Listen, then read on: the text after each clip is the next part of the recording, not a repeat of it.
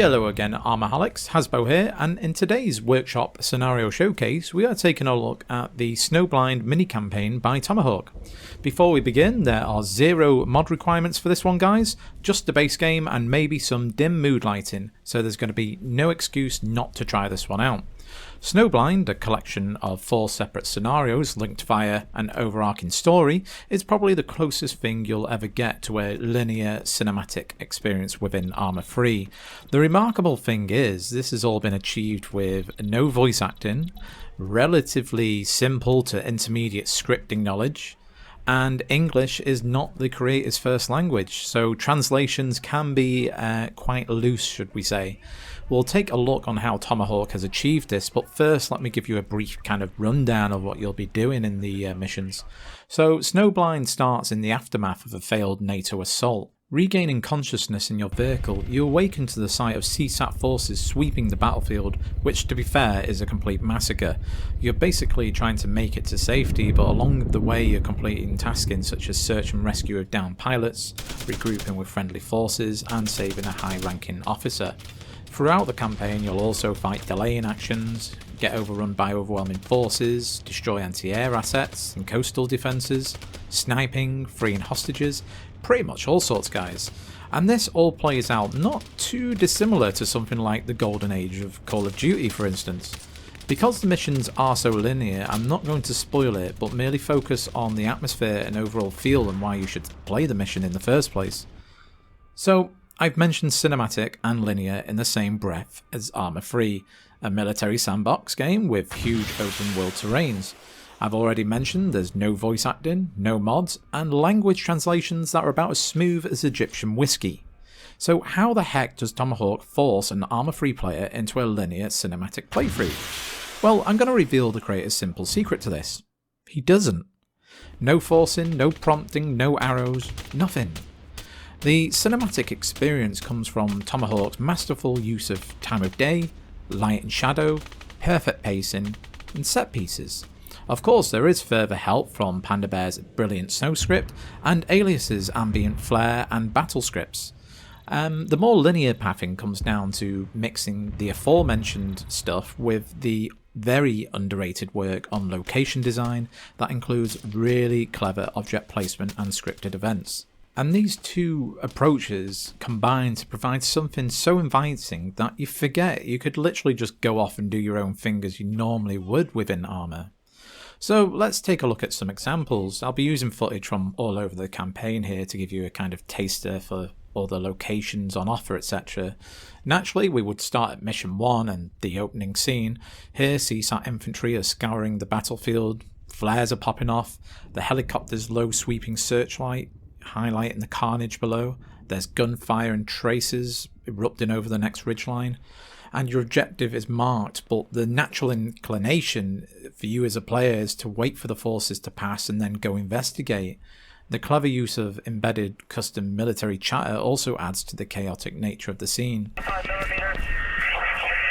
I will need to pull off the position as we are at danger close. Striking transport craft will screech up above. A flare might settle in the background behind them. Where have they come from? Was the flare meant for them? Again, it prompts you as a player to go forward.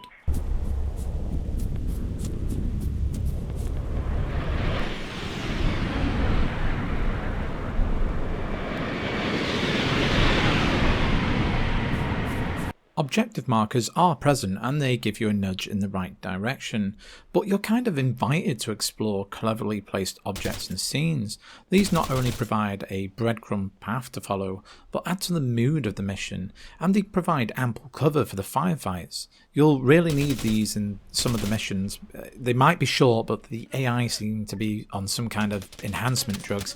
Well, it is CSAT after all. The locations of your firefights deserve as much praise as the atmosphere Thomahawk has created. Indeed, whether it be on custom-built locations or pre-existing locations that have been retrofitted to meet the needs of the scenario, they have all been built with an incredible amount of love and care. The attention to detail is amazing. Everything from command posts,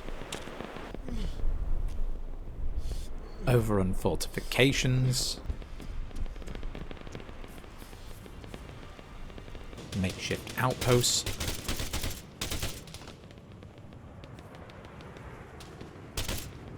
to massive military installations and bombed out cityscapes, are all crafted to such a degree that it just naturally grounds you into the experience.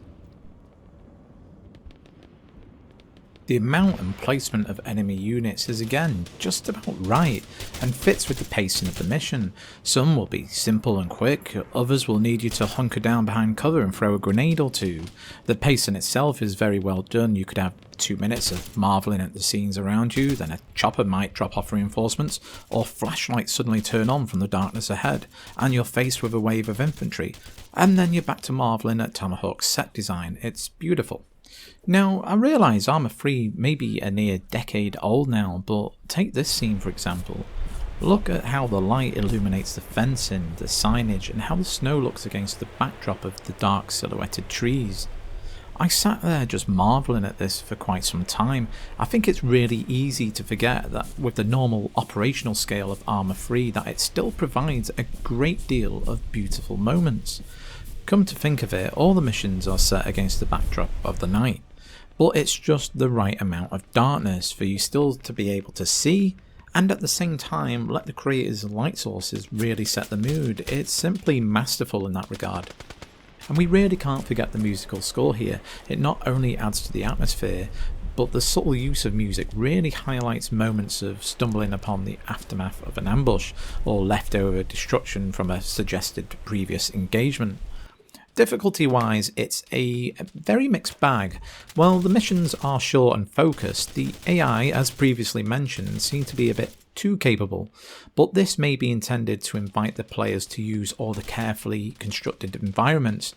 But I'm not gonna lie guys, sometimes it can get infuriating to get insta-killed after thinking I'd got the perfect ambush. Personally, I think it's a mix of the AI settings and the usual ArmA laser-like aiming. Save often and you'll overcome this slight blight on an otherwise excellent mini-campaign.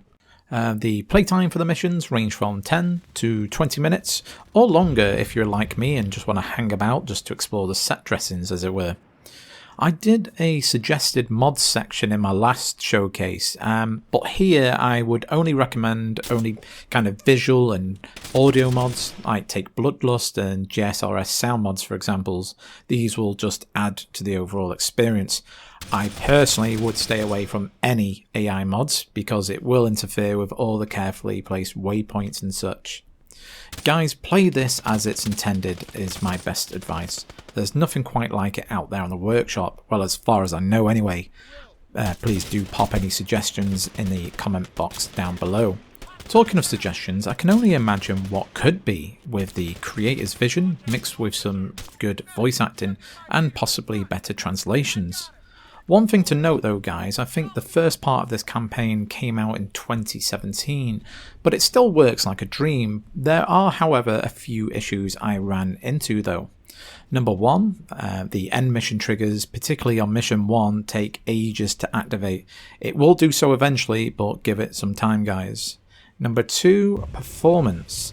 Partly my fault I think, because I had the view distance on quite high. You're not going to need it too high for this one because of the snowstorm. But ArmA has had updates since these release, so it may be caused by some kind of redundant scripting methods or other optimization issues, but it's nothing game breaking. And number 3, I think it's on mission 3. There's an anti-air asset stationed in a really nicely constructed camp. But for some reason my screen flickers constantly around this area, and anyone with any sort of bad disposition to flashy stuff should avoid this like the plague. I don't suffer from epilepsy, but I did feel like I needed treatment after this particular segment. Right, let's get back to the good news front. Well, another piece of good news is that Thomahawk has another separate mini-campaign and quite a few standalone scenarios on his workshop. I'll one day get around to showcasing these on the channel, but would highly recommend you have a ganders in the meantime guys. Well, that's it. What do you guys think? Do you think this is the most cinematic experience to be had in ArmA 3? Or do you have any other scenarios that fit the bill? Maybe you don't even like linear stuff in ArmA. Whatever you actually think, I think it's really hard to deny that ArmA 3 can cater to pretty much any experience you could bloody wish for. And the content keeps flowing guys.